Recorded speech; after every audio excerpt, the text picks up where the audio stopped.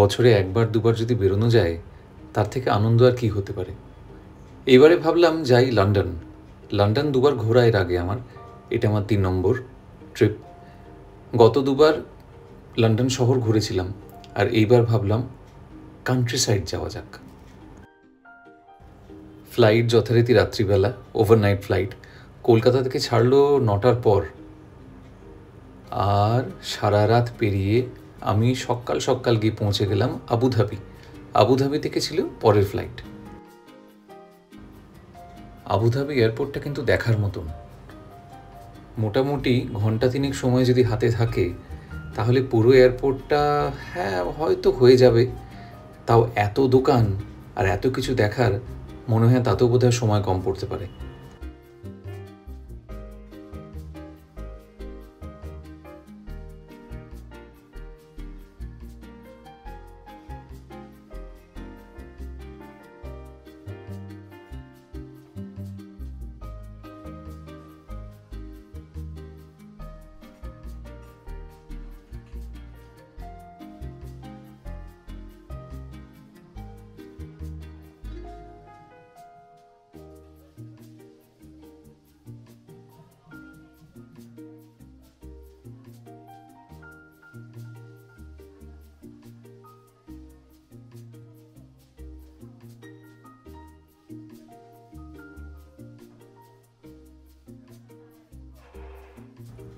যারা শপাহলিক তাদের পক্ষে কিন্তু সত্যি লোভ সামলে থাকা খুব মুশকিল।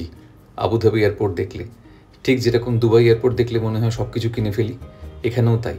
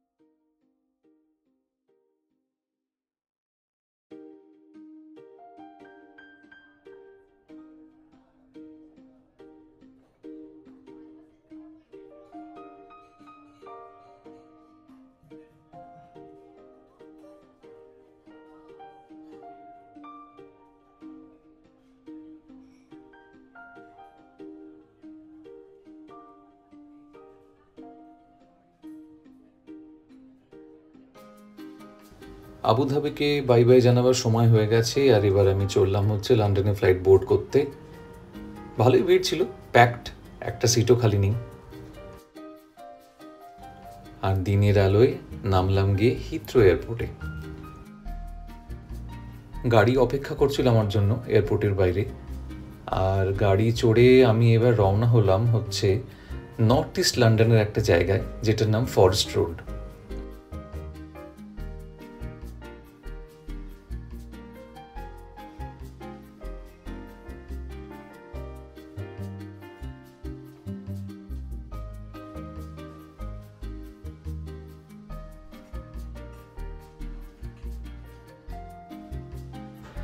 লন্ডনে এসে আমি যেখানে আছি এটা একটা এয়ারবিএনবি প্রপার্টি।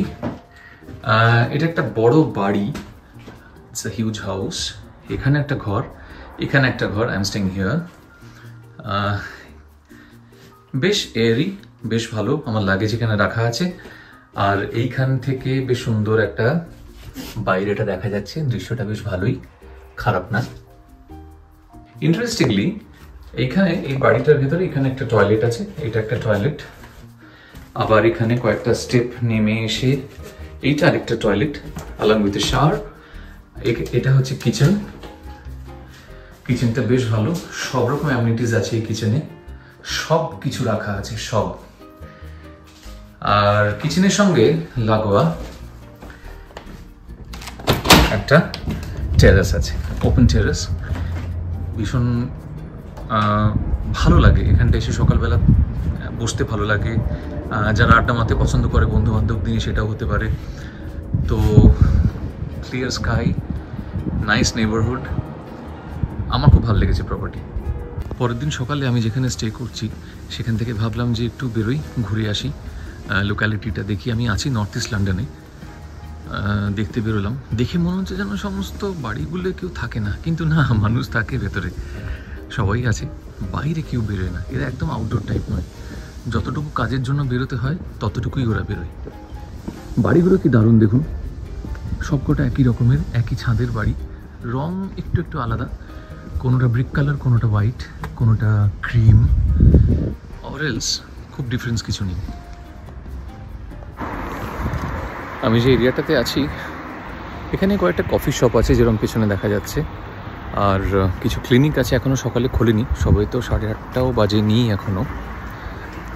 মোটামুটি ভিড়ও নেই রাস্তায়, ট্রাফিক নেই। তবে লন্ডনের একটা জিনিস এবারে দেখলাম, ভীষণ ট্রাফিক। রাত্রি 9:30 10টা অবধি রোড এতটাই ব্লক থাকে যে কোথাও যাওয়া যায় না, গাড়ি নিয়ে বেরোনো যায় না, এবং একটা পয়েন্ট থেকে আরেকটা পয়েন্ট যেতে যেটা আধ ঘন্টার সময় লাগার কথা, সেটা প্রায় 1 ঘন্টা 1.5 ঘন্টা লেগে যাচ্ছে। এখানে যে কটা রাস্তা দেখছেন উল্টো দিকে, ওই বাই লেন্স বা লেন্স যাই বলুন না কেন, প্রত্যেকটাই ইন্টারকানেক্টেড, একটা দিয়ে ঢুকে আরেকটায় বেরোনো যায়। অনেকটা ডিজাইন কলকাতারই মতন, কলকাতার মতন অনেক কিছুই এখানে আছে। তো আমি সব কটা রাস্তায় ঘুরে ঘুরে দেখলাম, সবটাই মেন রোডে এসে উঠছে একটা পয়েন্টে, এটা খুব ইন্টারেস্টিং। এখানে আছি, সেখান থেকে 2 ঘন্টা ট্রাভেল করে আমি এলাম হচ্ছে সাসেক্স। সাসেক্স তো সবাই জানে, কান্ট্রি সাইড অফ লন্ডন, ভীষণ সুন্দর একটা জায়গা, আর খুব নাম করা কারণ তার বিউটির জন্য। আমি এখন এই মুহূর্তে আছি, এই যে আমার পেছনে বিল্ডিংটা দেখা যাচ্ছে, এটা একটা পাব, এটার নাম হচ্ছে প্রিন্স অফ ওয়েলস, এইখানে আমি আছি। আর আশেপাশে একটা ছোট্ট লেক আছে, লেকে প্রচুর হাঁস ঘুরে বেড়াচ্ছে। মোটামুটি বিজি জায়গা, কারণ এখানে প্রচুর গাড়িও আসছে, লোকজন এখানে খেতে আসছে, আড্ডা মারতে আসছে।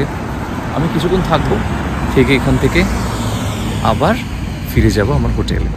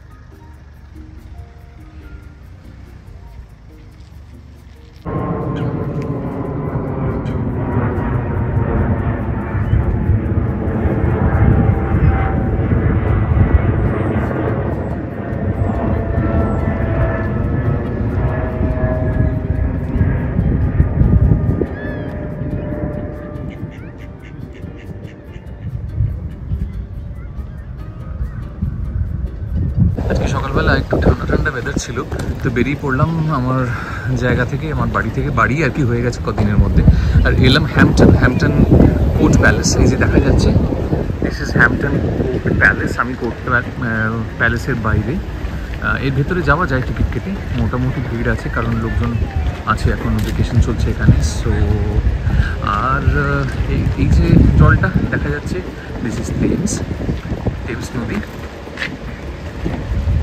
সুন্দর লাগছে, রাইড নিচ্ছে লোকজন। এই আমি চলে এলাম হ্যাম্পটন কোর্ট প্যালেস। প্যালেসের ভিতরে ঢুকে পড়লাম। এখানে অবশ্য টিকিটের কোনো বালাই নেই। দারুণ ওয়েদার ছিল, বেশ ঠান্ডা, মেঘলা, আর ভিড়ও প্রচুর।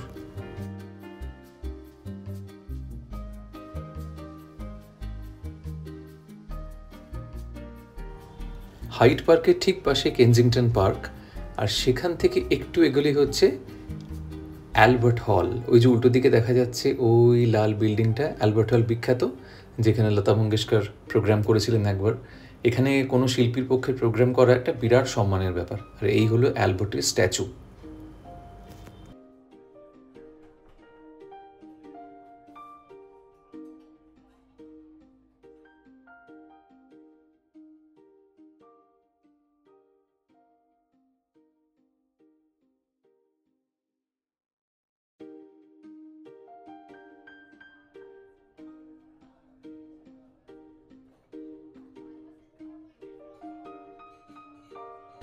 বাড়ি ফেরার সময় হয়ে গেছে, এখন ফিরছি। আবার দেখা হবে অন্য কোনো একটা ট্রিপে, অন্য কোনো ব্লগে। ততক্ষণ ভালো থাকবেন।